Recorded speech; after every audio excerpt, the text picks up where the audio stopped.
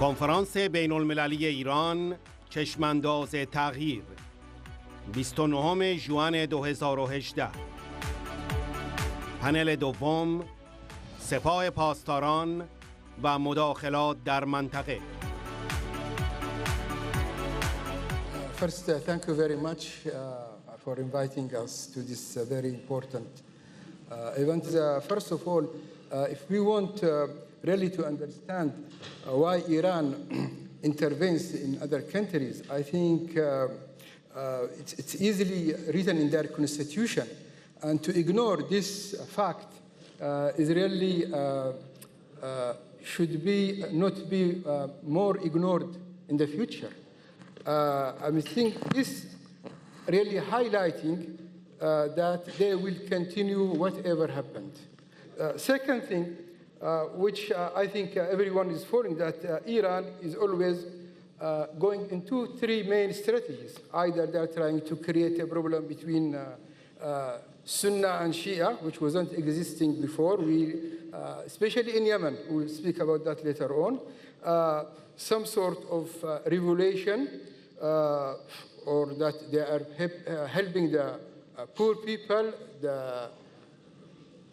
doing all kind of chaos, anarchy, and then the second thing, the revenge, which they have done in Iraq as an example for these things.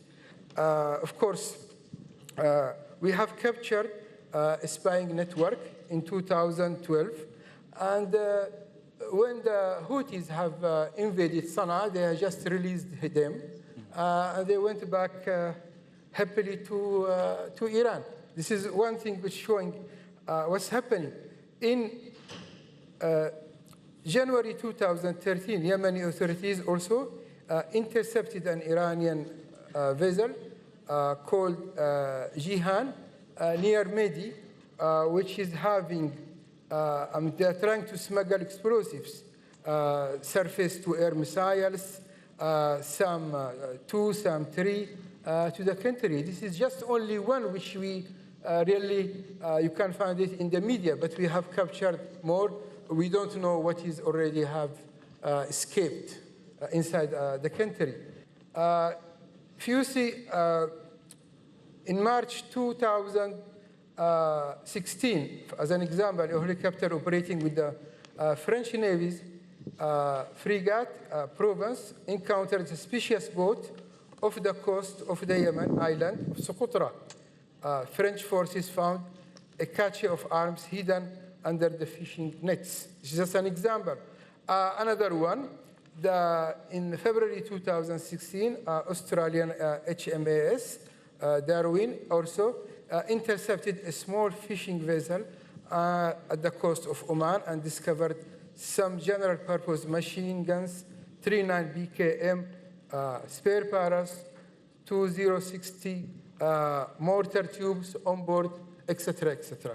So if I say the list, it will take more than 5 hours. United Nations panel has concluded that Iran violated an arms embargo imposed on Yemen by failing to prevent the Houthi rebels from obtaining Iranian missiles. The remnants of the missiles fired from Yemen on Saudi Arabia confirmed Iran's meddling in Yemen by sending these arms to the Houthis' bands. Exactly, the United Nations panel's report said the Islamic Republic of Iran is in non-compliance with Resolution 2216. This is the most important resolution, which is in all its parts, it's about 8, confirm that Houthis should withdraw, Houthis should not use the weapons, Houthis should comply with what the United States said, but they refuse to do anything, of course, with the support of Iran, not only in the country, but also outside the country in all ways. You see also, we found that they are using new technology, which was not existing in Yemen. We know, everybody knows the capacity and the ability in Yemen. For example, they are using what's called now kamikaze drones used by Houthi. They use what is called UAV, which is unmanned armed vehicles.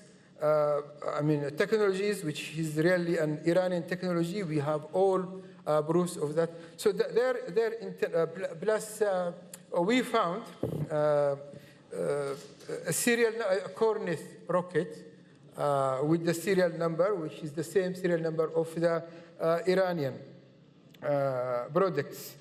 As I said, there is a lot of things which we can mention about their intervention in Yemen. The last things, we have recently found that there are more than 250 Iranian experts were monitored in several regions of the Hudaydah. So we found a lot of Iranian and Hezbollah cadets there who are doing all kinds of hostility. They are helping the Houthis to implement landmines, poppy traps, all kinds of explosive. That's why we are a little bit going slowly, but we expect sooner to liberate Hudaydah and then the rest of Yemen. Thank you. Thank you, Ambassador.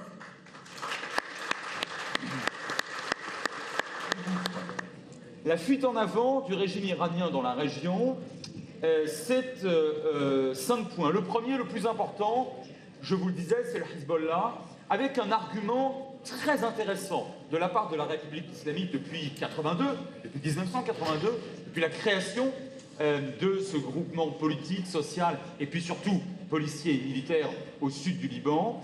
L'argument consistait à dire il faut que les chiites du sud du Liban soient représentés sur le plan social, économique. J'allais vous dire pire que ça. C'est un groupe qui ne respecte même pas les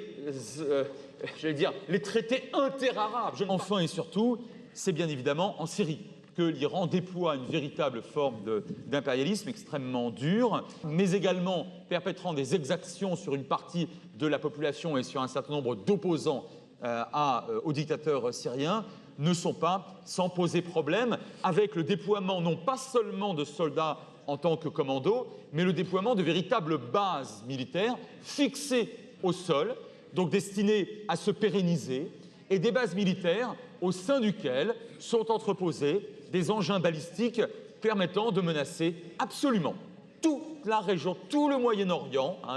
Le rayon d'action des missiles déployés, pas seulement aux frontières de l'Iran, mais en Syrie, permettent de menacer l'intégralité de la région. D'ailleurs, au regard des coûts, au sens des coûts, et ça a été évoqué très bien tout à l'heure, faraminaux de la guerre iranienne, des guerres iraniennes à l'extérieur, celles que j'ai évoquées, notamment celles qui prévaut en Syrie, eh bien, la population iranienne, et on l'a entendu et lu à maintes reprises ces derniers mois et ces dernières années, en a assez. Merci à vous, Chairman. Merci à la résistance iranienne de m'avoir invité à votre colloque et merci à vous de bien vouloir m'écouter quelques instants. Je sais que beaucoup d'entre vous arrivent de l'étranger ou viennent de l'étranger et je vais en profiter pour sortir peut-être un tout petit peu de la région, si vous me le permettez, pour vous dire un peu quel est le regard que porte la France sur l'opinion française. Je ne prétends pas. Et ça, si vous voulez, la traduction et l'attitude des Français vis-à-vis de cet événement qui était fort important, eh bien, résume un peu le regard qui a été porté sur l'Iran depuis 1979 et l'arrivée au pouvoir de Khomeini. Le seul problème, c'est que la pédagogie n'a jamais été faite.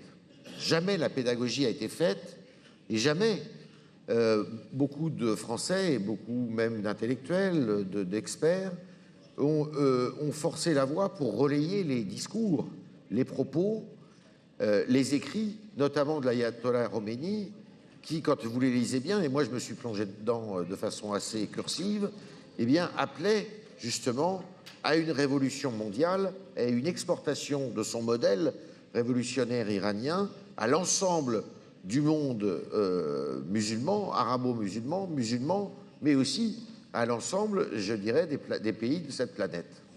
Il fallait que cet impérialisme fondamentaliste, eh bien, s'installe partout.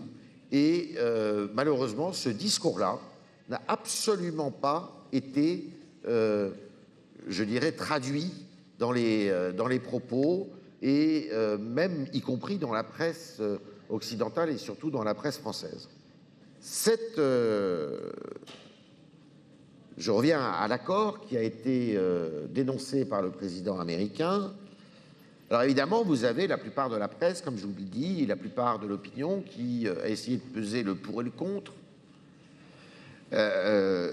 Et finalement, ils aiment beaucoup plus le contre la dénonciation que le pour la dénonciation. Le contre la dénonciation que le pour la dénonciation. Pour une raison évidente, c'est qu'il y a des intérêts commerciaux derrière.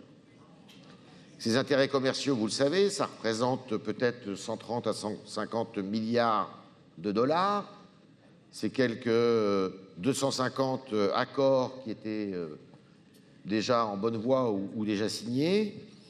Et au terme de cela, la France a pensé qu'elle pourrait reprendre pied, son économie, son industrie, son savoir-faire, en Iran, à travers quelques-unes de ses plus grandes marques, mais pas seulement ces grandes marques.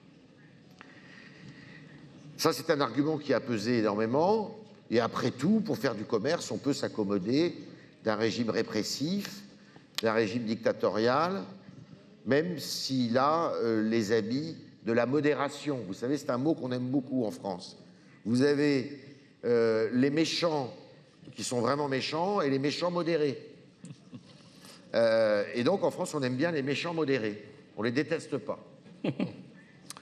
Et donc, à ce titre-là, après tout, si ça peut faire nos affaires, et puis le régime est à bout de souffle, voilà, donc il y a des arguments pour dire qu'il faut mieux s'accommoder de cet accord plutôt que d'y renoncer.